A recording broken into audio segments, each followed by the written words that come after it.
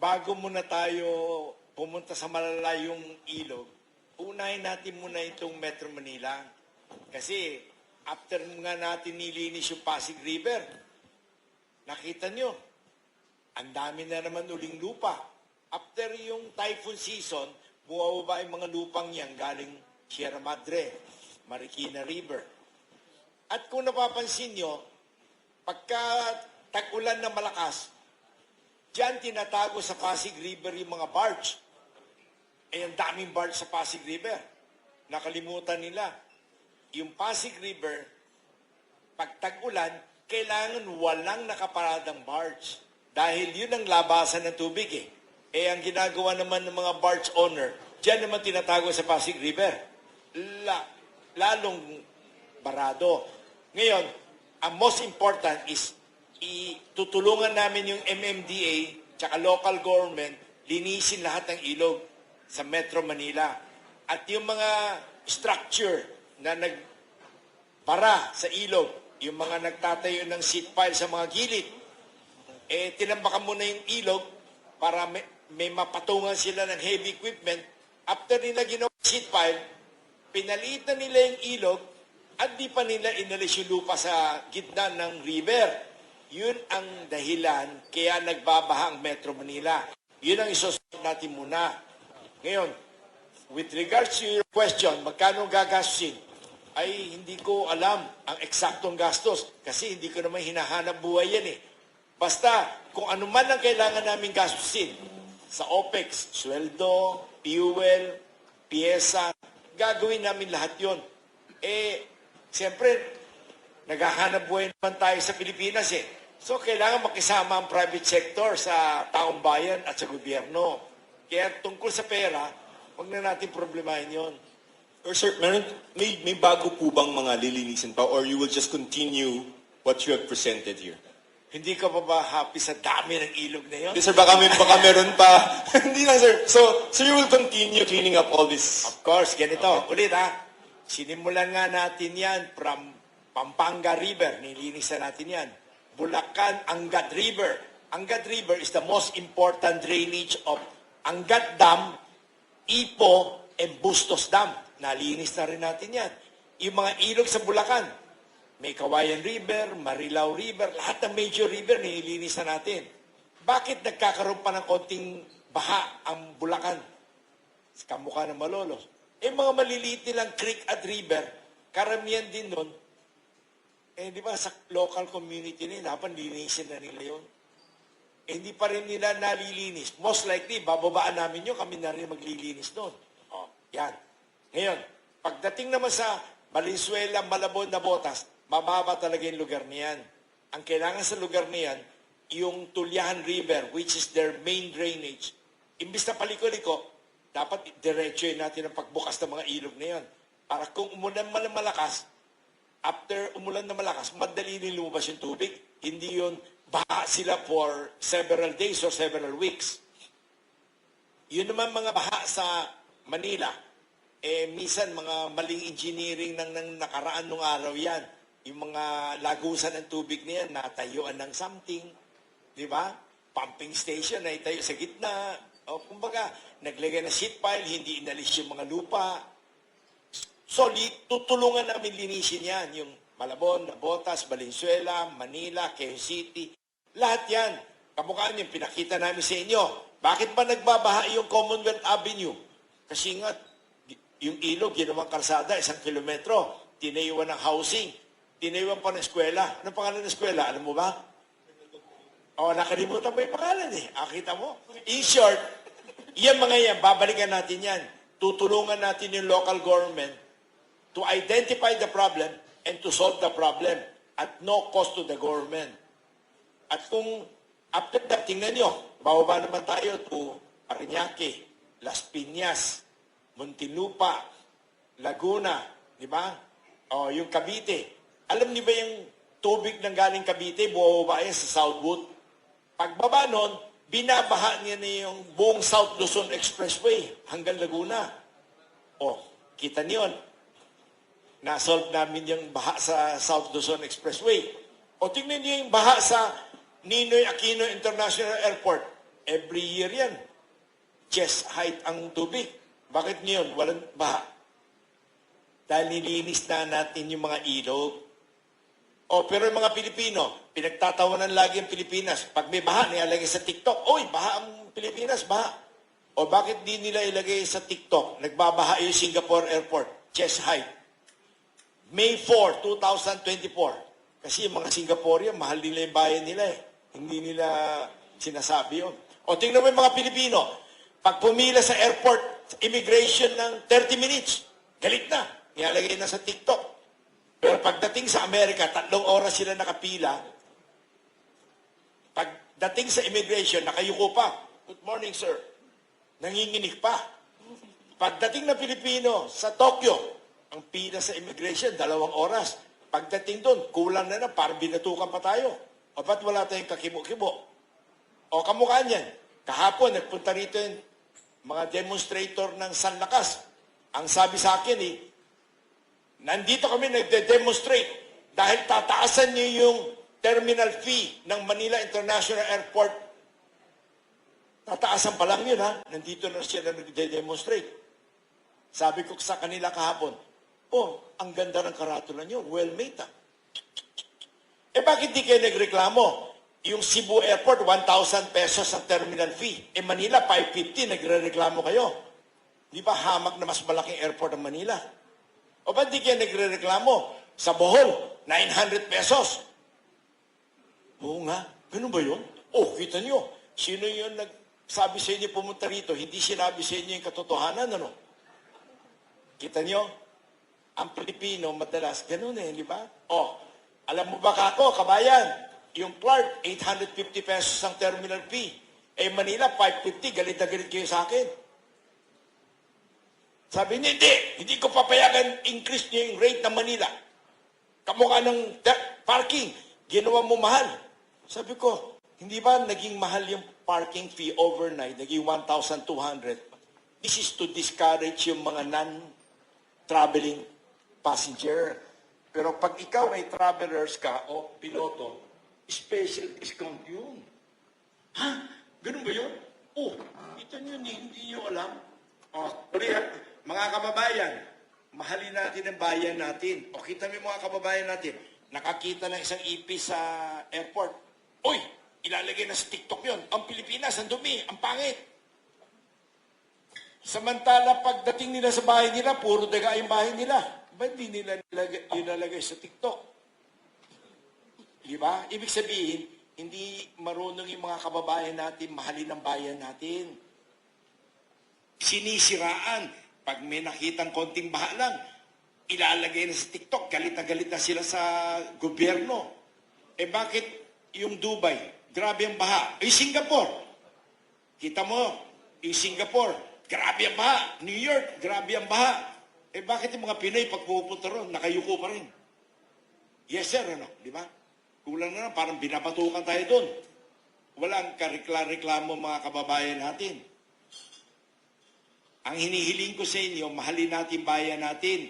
Linisin natin yung mga kapaligiran natin. Kung yung mismong harapan ng bahay natin, nakita natin yung drainage, doon natin tinatapon yung basura.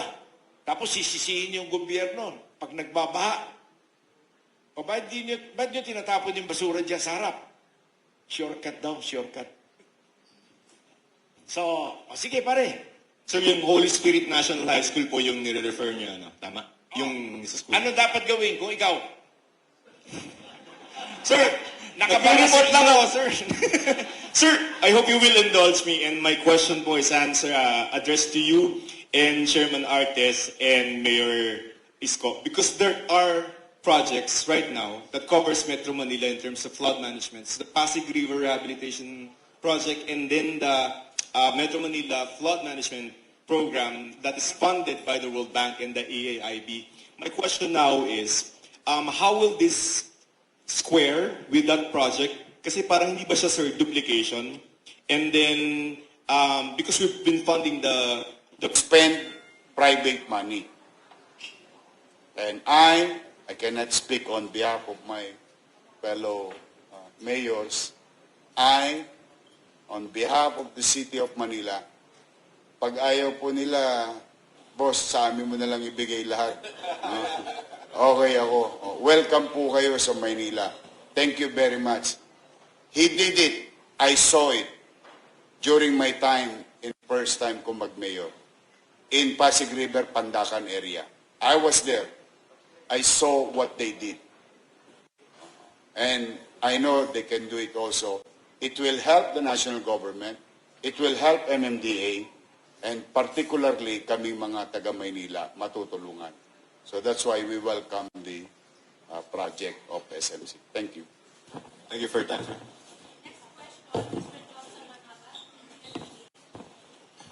Hi, Chairman. Good morning. Johnson po from ABS-CBN. Kay Chairman ang lang, please. Chairman, paano po bang uusad yung inyong idea na mag-volunteer kayo na linisin po or solusyonan yung problema ng pabaha? Do we need a law or do we need at least a memorandum of agreement from LGUs para ho makapagsimula kayo ng proyekto po ninyo? Matagal na namin ginagawa itong pagtulong sa local government. Ang kailangan lang namin ngayon is, kung gusto mo, signing of agreement para meron tayong konting formality. Pero i-identify lang ng local government, local mayors, yung mga problema kung saan nagbabaha, saan nagbabara. At we will immediately go down. Walang arte-arte. We will go down and fix the problem for them immediately. Of course, tulad nga na sinabi ko kanina, we can easily fix the problem. But we need the approval of local government. Dahil kung hindi kami papayagan ng mga engineering group nila na galawin namin yung mga bara doon. So, good cooperation lang ang kailangan namin. Kaya tayo nandito today, it is through the effort of MMDA Chairman Artis. Siya yung nagsabi niyan, Mon, imbitahin ko yung mga mayors kung saan may maraming problemang baha para immediately we will have a good cooperation so we can start fixing the problem. Siyempre naman, si Chairman nagsabi, nanginginig pa ako, nandito ako kagad. Salamat po. Chairman, ang follow-up lamang po. Kanina po, di ba, nag-announce kayo that you will volunteer to solve the problem in Metro Manila. We posted the video online sa ABS-CBN platform. Maraming natuwa, maraming nag-thumbs up po sa inyo, pero meron din mga reactions na ang kanila pong naalaala ay yung pangako daw po ninyo sa Bulacan sa pag-construct ng airport there na hindi po babaha. Ano po ba talaga ang naging problema somewhere in Bulacan? Bakit meron pa rin ng pagbaha? Magaling na tanong yan. Tuwan-tuwa ako dyan. Alam mo, may mga nagpo-post kunyari na yung Bulacan Airport will cause flooding. So ang ginawa natin, para walang argument, naglagay tayo ng water level gauge around the Bulacan Airport. Ang alam niyo, Bulacan Airport is like an island. Dati pong pispan to at dating rice land. Kanya ang swerte nito, that airport project is surrounded by Marilao River and Mekawayan River. Naglagay po tayo ng water level gauge. Hindi ho tumataas ang tubig doon. In fact, bumaba ang tubig. Dahil din-rates natin lahat ng ilog doon up to Manila Bay. Ngayon, may baha sa may San Miguel, Bulacan. Airport ang may kasalanan yan. May baha sa Pampanga, Tulaog Bridge. San Miguel, Bulacan ang problema niyan. Ngayon, nandito yung mapa. Nasaan ba yung Pampanga, Tulaog Bridge? Ang layo po niyan. Nasaan ba yung sinasabing San Miguel, Bulacan na baha? Nako, malapit sa Doña Remedios Trinidad, may bundok. Alam niyo, may mga kababayan tayo na siguro malapit sa mga competitor ng airport.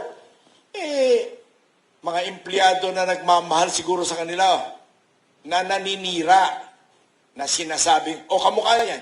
Di ba kanina, kinuwento ko, nagpunta rito, nag-rally kahapon yung certain group, San Lakas. Galit na galit sila dahil tataas daw yung airport terminal fee. Sabi ko, bakit tataas pa lang nagra-rally na kayo? Bakit di kayo nag-rally nung tinaasan yung rate ng Clark to 900 pesos? Yung Cebu Mactan, 1,000 pesos. Yung Bohol, Yung lahat ng airport tumaas na, pati Kalibo. Eh bakit ito hindi pa tumataas, nagra-rally na kayo? O ano ibig sabihin nun? Di ba, meron nag-convince sa kanilang magsalita ng ganon. Di ba, maliwanag yun? So, kamukha niyan, bibigyan kita ng example. Nagpunta rito, nag-rally din yung grupong yan. Ang San Miguel Power Plant ay madumi dahil may coal-fired power plant kayo. O, sabi ko, binabaan ko, ako mag-isa. Tinanong ko, alam niyo ba kung ilan yung coal-fired power plant sa Pilipinas? O, yung mga kumpanyang yan. O to. Eh, walo yung kumpanyang yan, bakit dito kayo lagi nagpupunta? O, di ba? Eh, hinire kayo ng kung sino. Eh, bakit kami na nga pinupuntahan nyo? Bigyan nyo kami ng example. Which other office or company did you went? Hindi sila makasalita. Baka hindi nila alam yung address, ano? O, kamukha niya. Nagtatayo lang tayo ng LNG, Liquefied Natural Gas Power Plant sa Batangas. Expansion lang. Biglang naglabas na naman ng news yung isang grupo. Uy, yung Ilihan, Batangas, pinapatay na lahat ng isda doon. Hindi nagpunta ako. May 10 perasong isda nakalatag. Tinanong ko yung mayor sa barangay, o meron akong record nun. Sabi ko doon sa barangay, saan galing yung isdang yan? Boss, wala namang ganong klaseng isda rito. Saan kaya galing to? Tsaka galing sa Maynila, kagat yung mga media pumunta rito sa Batangas. Eh, dapat local media muna o dapat kami magreklamo na may fish kill. O sabi ko, bakit nagkaganon? Boss, meron nagpupunta nga rito eh. Inuudyukan nga kami. Competitor din yon. Alam mo yung mga competitor natin, ganyan eh. Eh bakit yung mga ibang LNG plant na malapit lang sa amin, hindi nila nireklamo? Eh ganun nga yun. Madalas eh may mga nababayaran o may mga nakukumbinsi silang kung sino-sino, di ba?